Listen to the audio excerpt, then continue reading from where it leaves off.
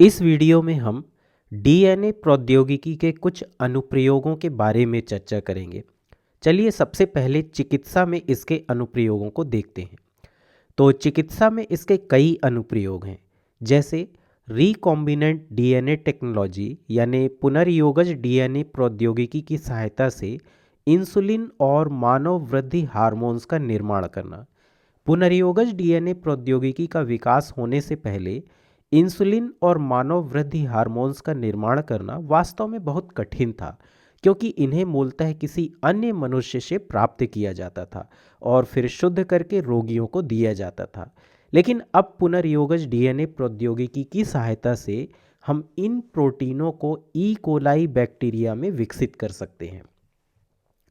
Vaccine या टीकों का निर्माण चिकित्सा में डीएनए प्रौद्योगिकी का एक और अनुप्रयोग है। कुछ समय पहले तक टीकों का निर्माण मूल रूप से बीमारी उत्पन्न करने वाले वायरस से ही किया जाता था, जिसमें वायरस को अत्यधिक दुर्बल करने के बाद टीके के रूप में हमारे शरीर में प्रविष्ट करा दिया जाता था, ताकि हमारा प्रतिरक्षा तंत्र उस वायरस को पहचान कर उससे लड़ने के लिए आवश्यक प्रतिरक्षियों का निर्माण कर ले। लेकिन इस तरीके में समस्या यह थी कि कभी कभी टीका लगवाने वाला व्यक्ति उस बीमारी से ही ग्रसित हो जाता था जिससे बचने के लिए उसे टीका दिया गया है। क्योंकि भले ही वायरस को अत्यधिक दुर्बल करके टीके के रूप में दिया जाता था, लेकिन कई बार वह वायरस पर्याप्त दुर्बल नहीं हो पाता था, इसलिए टीका लगवाने वाले व्यक्ति को बीमार कर देता था। लेकिन अब डीएनए प्रौद्योगिकी की सहायता से वास्तव में वायरस के बाहरी आवरण को प्रयोगशाला में निर्मित किया जाता है, जिसकी मदद से हमारा प्रतिरक्षा तंत्र वास्तविक वायरस को पहचान सके और फिर उसे टीके के रूप में दे दिया जाता है। यह बहुत ही लागत प्रभावी भी है और इससे टीका लगवाने वाले व्यक्ति के बीमार होने का जोखिम भी नहीं रहता है। कुछ रोगजनक जिनके विरुद्ध टीकों का निर्माण करने के लिए वर्तमान समय में पुनर्योगज डीएनए प्रौद्योगिकी का उपयोग किया जा रहा है, उनमें hepatitis B virus, herpes virus और मलेरिया शामिल हैं। तो ये चिकित्सा में डीएनए प्रौद्योगिकी के कुछ अनुप्रयोग हैं।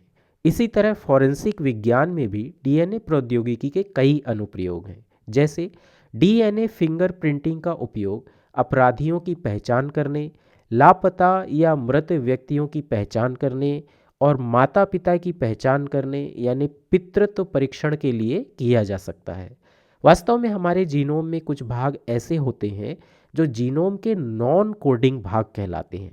ये मूलतः डीएनए के छोटे अनुक्रम होते हैं जिनमें 2 से लेकर 6 तक क्षार युग्म हो सकते हैं, और जीनोम के यही भाग फोरेंसिक वैज्ञानिकों को विशिष्ट व्यक्तियों की पहचान करने में मदद करते हैं, क्योंकि जीनोम में ये अनुक्रम प्रायः बार बार मिलते हैं, लेकिन अलग अलग व्यक्तियों में इनकी संख्या और क्रम अलग अलग होता है।